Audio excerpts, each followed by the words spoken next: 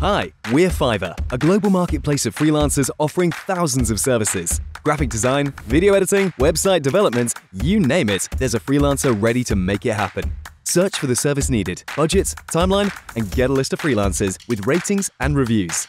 Always know what you'll pay up front. No hourly rates, just project-based pricing. And because payment isn't released until you approve the work, you can rest assured you'll get exactly what you want. Ready to grow? Find freelancers now at fiverr.com. Hello and welcome to Audiobook Connection, behind the scenes with the creative teams. I'm Becky Parker-Geist and I'm your host. Audiobook Connection is your place to learn about the audiobook creative process in discussions between the authors, narrators, producers, and post-production teams that bring them all together, as well as guests who have listened to the audiobooks and have questions for the creative teams. This podcast is sponsored by Pro Audio Voices, helping great stories come alive through audiobook production and marketing. Hi, everyone. Thank you so much for joining us today. I have the delight and honor to have with me Michele Cobb. Michele and I first met through Audio Publishers Association, and she has since moved on to Pub West. First of all, welcome, Michele. Thank you. And yes, still at Audio Publishers Association as well. I just do double Beautiful. duty. Yeah. That was actually my first question. It would be great if you could give us a little bit more background for those who don't know you. Tell us more about what you're up to. Sure. So I have a long history in audiobooks. I worked many years ago at LA TheatreWorks and then at the BBC doing sales and marketing of audiobooks. And in 2014, I went out on my own and became a full-time freelancer. And so myself and my business partner consult with different organizations, from publishers to people not involved in the publishing industry, to podcasters, to audio, retailers, to associations. So a lot of what I do right now is guide associations in trying to grow and build community, because it's so important, especially in pandemic times, for us to stay connected. Yes. That's a lot of what I'm doing these days. Beautiful. Great.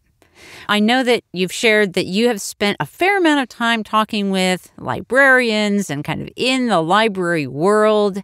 Could you tell us a little bit more about the work that you've done in that arena? Sure. So when I was at the BBC for over a decade, it was BBC Audiobooks America, a lot of what I did was actually physically visiting libraries. Couldn't do that today, but 5 days a week, I would go see 4 libraries with just myself or as part of the team that I led. So going in with various salespeople into different areas of the country, getting to know about each library system and understanding what their goals were, and then trying to pitch them on the various titles that we had available. Oh, interesting. Okay. And so I know that this is an area that I hear so frequently from authors asking, like, how do I get my book into the libraries? And our focus mostly here on Audiobook Connection, of course, is audiobooks, but it's that same question. And, certainly I invite you to answer as broadly in terms of format as you'd like. But I guess my first question would be, what are the avenues into the libraries for authors now? So first of all, distribution in a digital world is very different than it was, 15 years ago when you were going in and selling a cassette or a CD. So now you're working through a digital aggregator, someone like Overdrive or Hoopla or Biblioteca. They have the salespeople going into the libraries, selling the system on which the items are available, and then also which titles are available. So working very closely with those aggregators to participate in sales, for instance, and make sure that they are aware of your new titles that are coming out. That's one way of reaching libraries.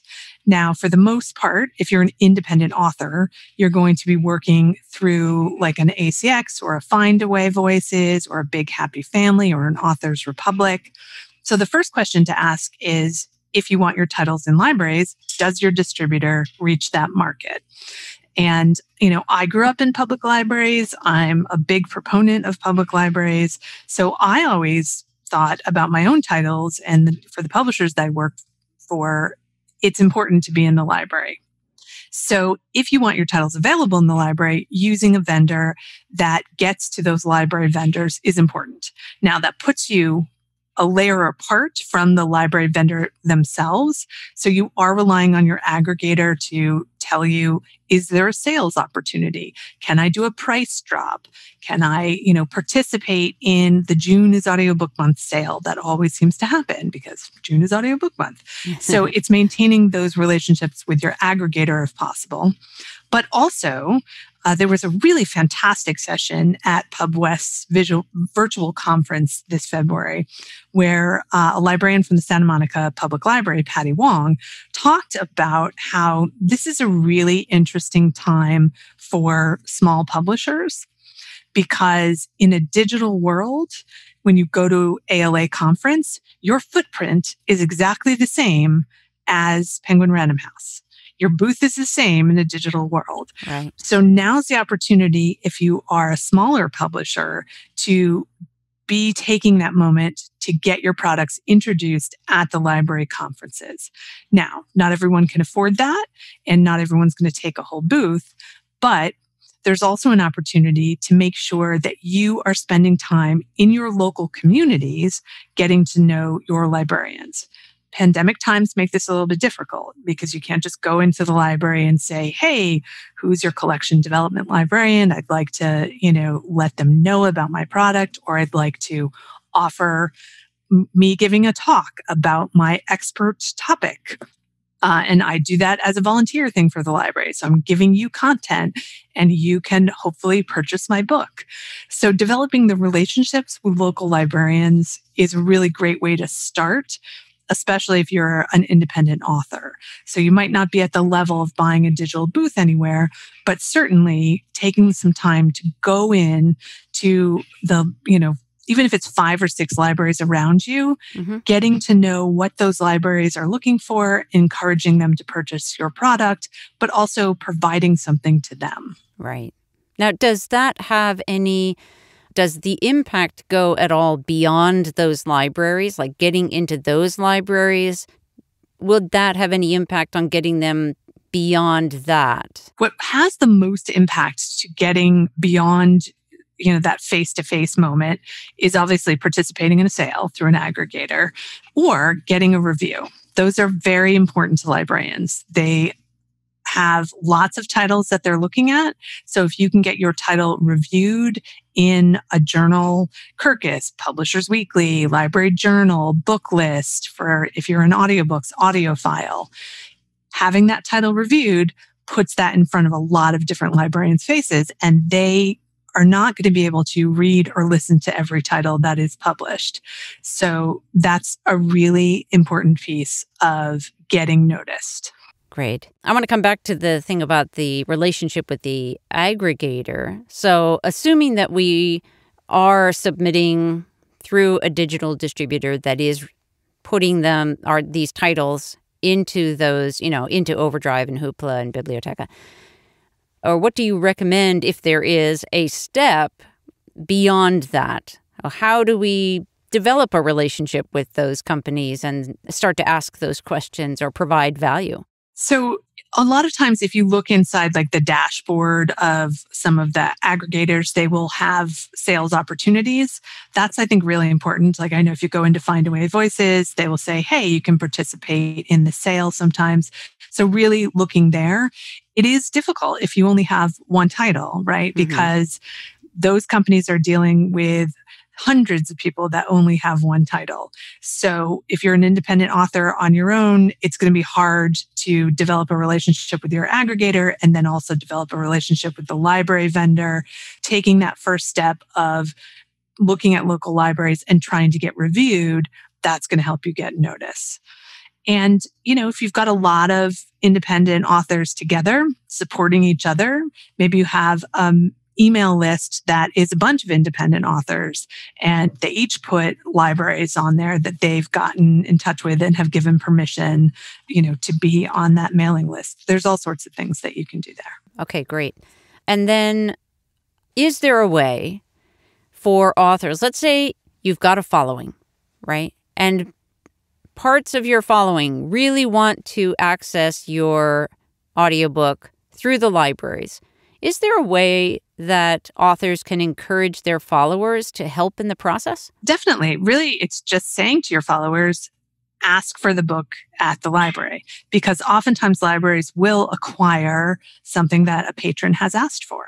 So, they probably have a relationship with a local library. Ask them to see if that local library will purchase the title. So it sounds like in terms of, so I'm thinking about visibility in the library systems, it sounds like that's largely relying on either going to your local library or local libraries and developing those relationships with the aggregators. And when we're talking about aggregators, we're talking about like Findaway Voices, Authors Republic. Okay. Yeah. Okay. Big Happy Family. Right. Okay.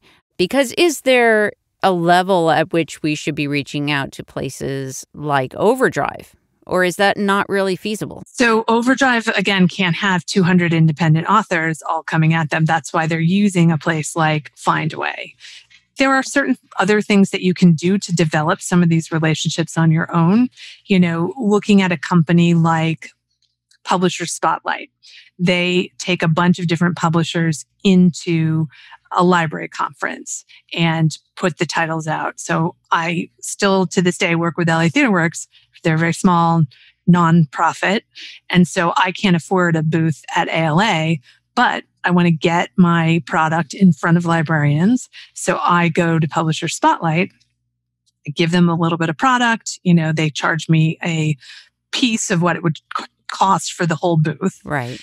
And then I don't have to stand in the booth for 4 days. They do that. I can come in and out as I please if I'm going to travel to the conference, or if I'm unable to travel to the conference, they're doing the work for me. Do you have aside from Publisher Spotlight, do you have any other recommended places for authors to turn for that kind of service? Certainly places like IBPA have consolidated booths. You've got consolidated book vendors, things like that. So, and ALA even has a store that you can buy one spot in on a regular conference floor and certainly on a digital floor.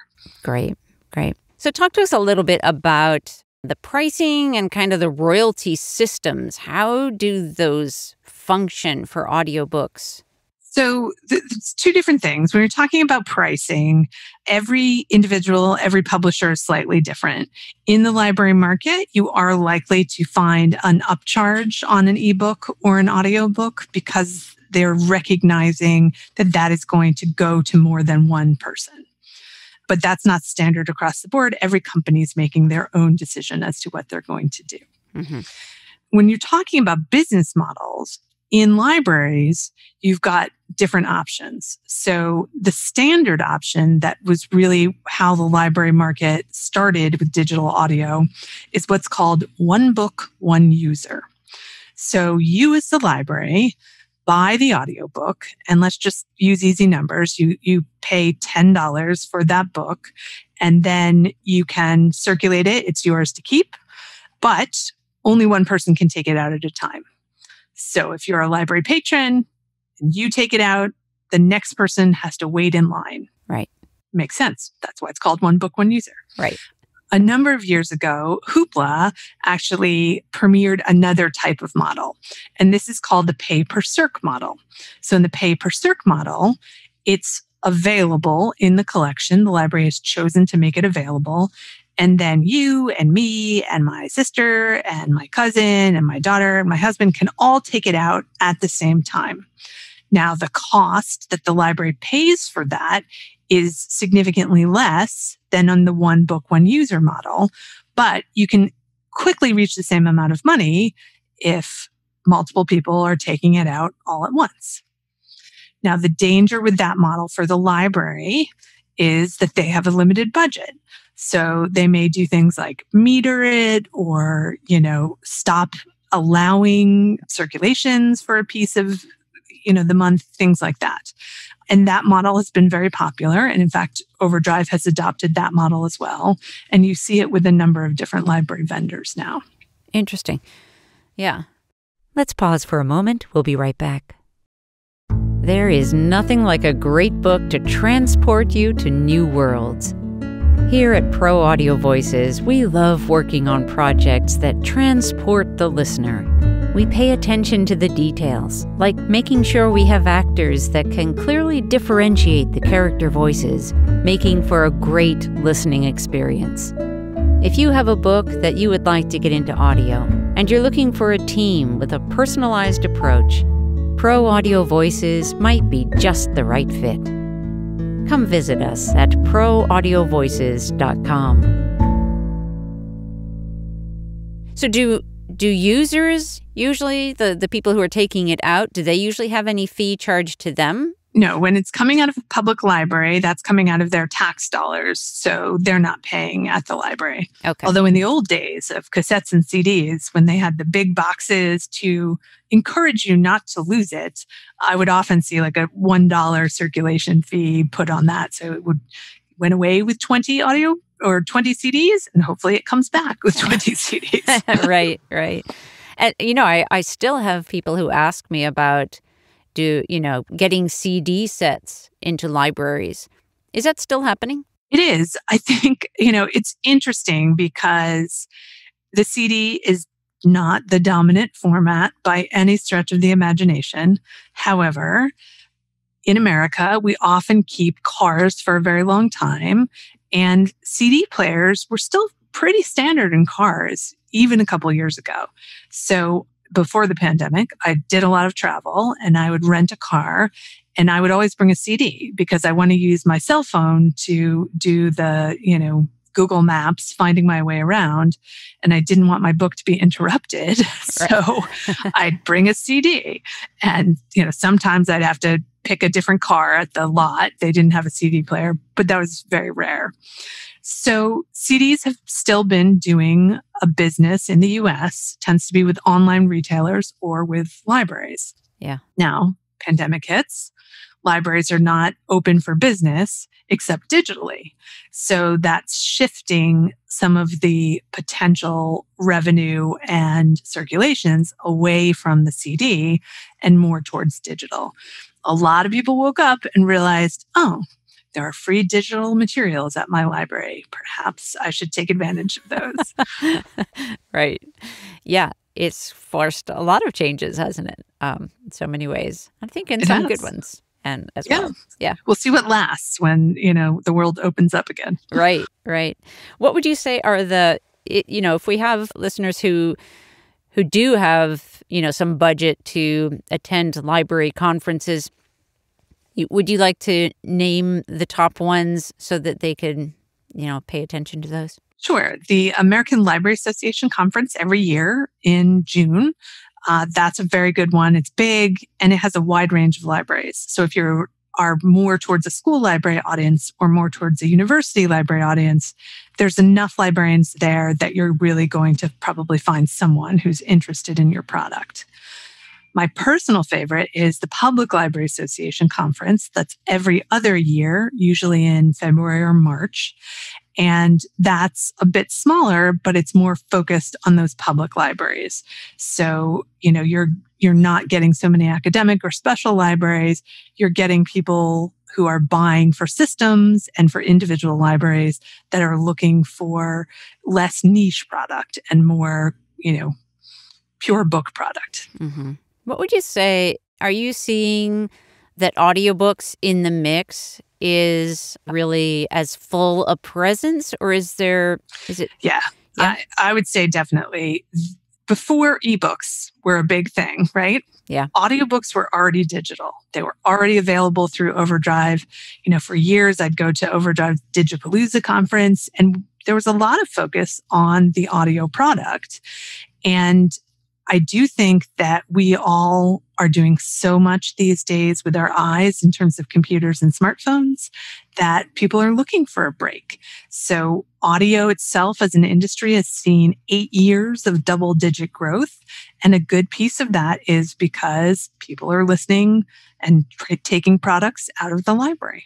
It's been an incredible ride, really. The steep curve of growth has been amazing and wonderful from my perspective. Yeah, I keep thinking I should quit because I should get out while we're on top, right? It's like it's like a stocks, right? Yeah, beautiful. And okay, so let's talk about. I want to circle back to what you said about getting a review in a journal. What would you say? What are the best? What are your tips? What are the best ways that people can pursue that? It's really reaching out to the right contact at that particular journal and saying, here is why you should consider my book.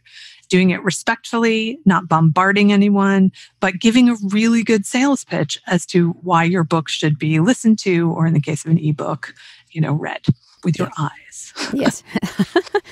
When you say, I like that you used the word, the right contact. So dive into that just a little bit more. So if you're just sending to an info at email, that's probably not going to go anywhere. Finding out specifically who the reviewer is and making a pitch of a more personal nature to that reviewer is the way to go. Now, for independent authors, there's lots of different, paid review programs through people like Publishers Weekly and all that can get you closer to a more guaranteed review. And those are important tools because Library Journal is not going to take 1,000 pitches and be able to, respond to all of them. Right.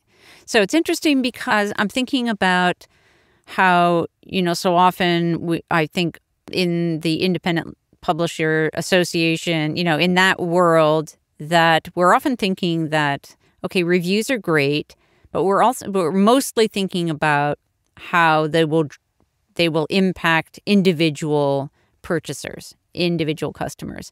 And so here we're looking at more about how they will impact influencers in a different kind of way. Correct. Because that librarian might be buying for 50 libraries. Right. So you could sell 50 copies through one influencer. Right.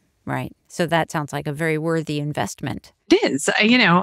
I know that for independent authors, there's so much love that goes into the labor of writing a title.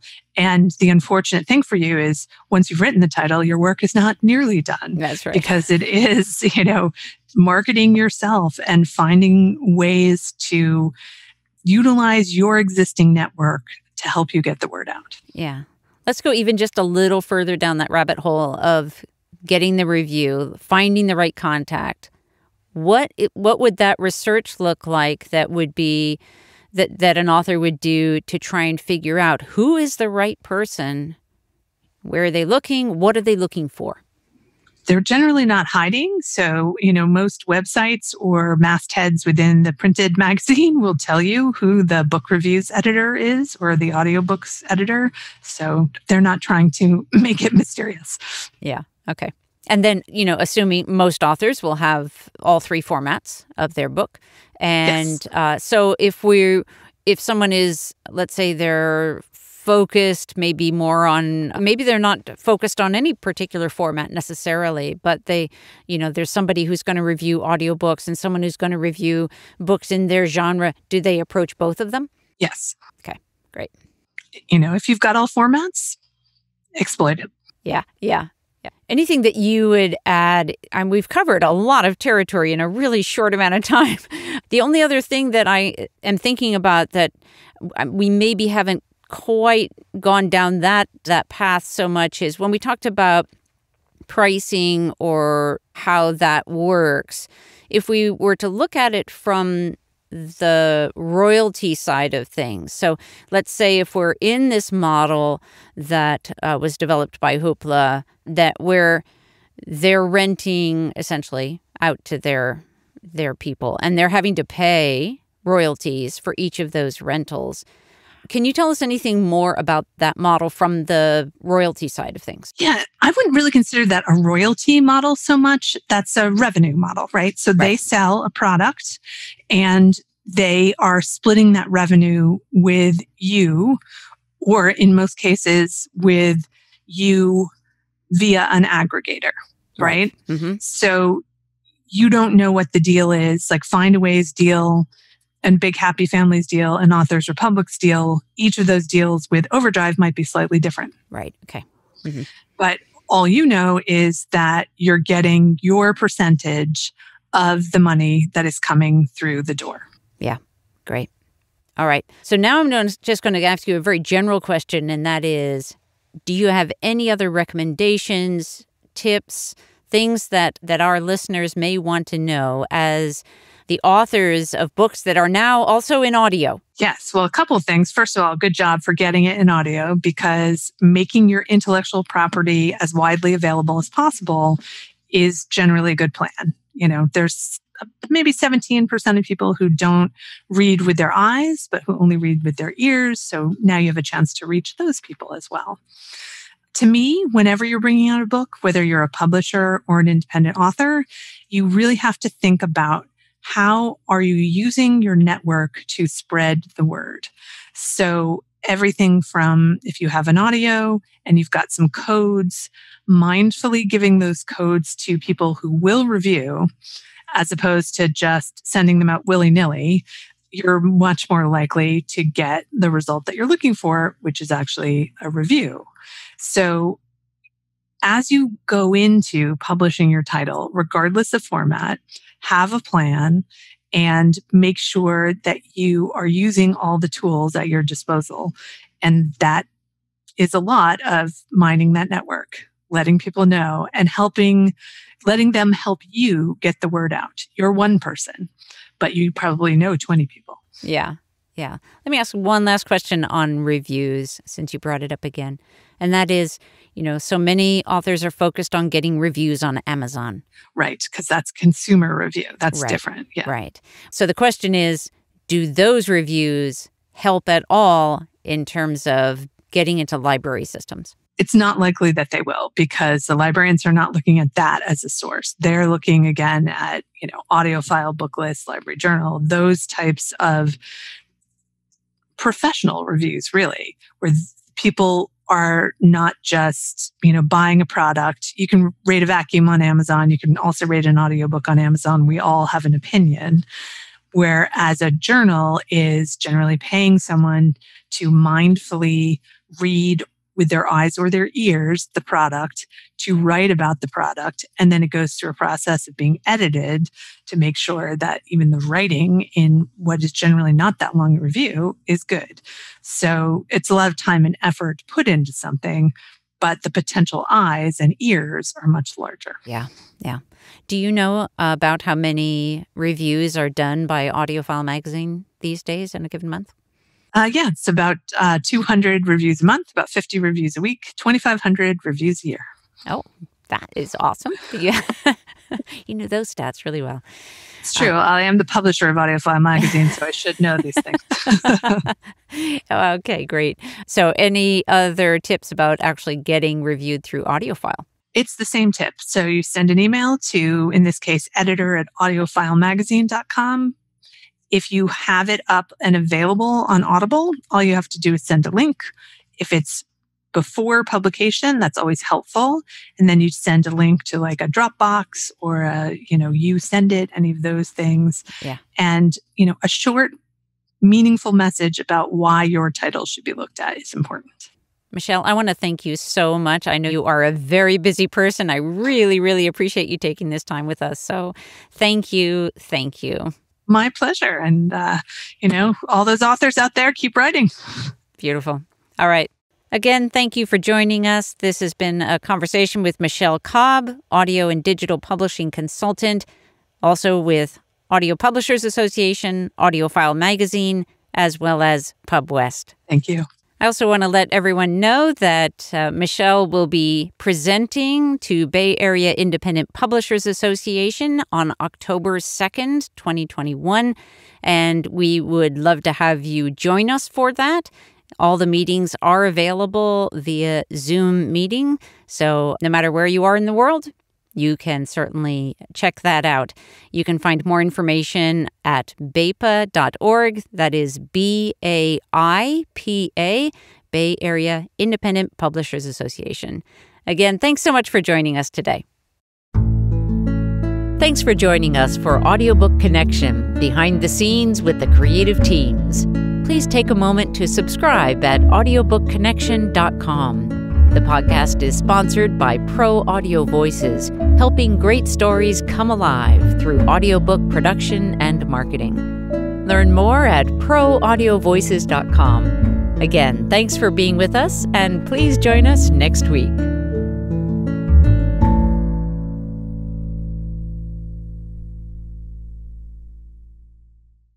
This podcast is a part of the C-Suite Radio Network. For more top business podcasts, visit c-suiteradio.com.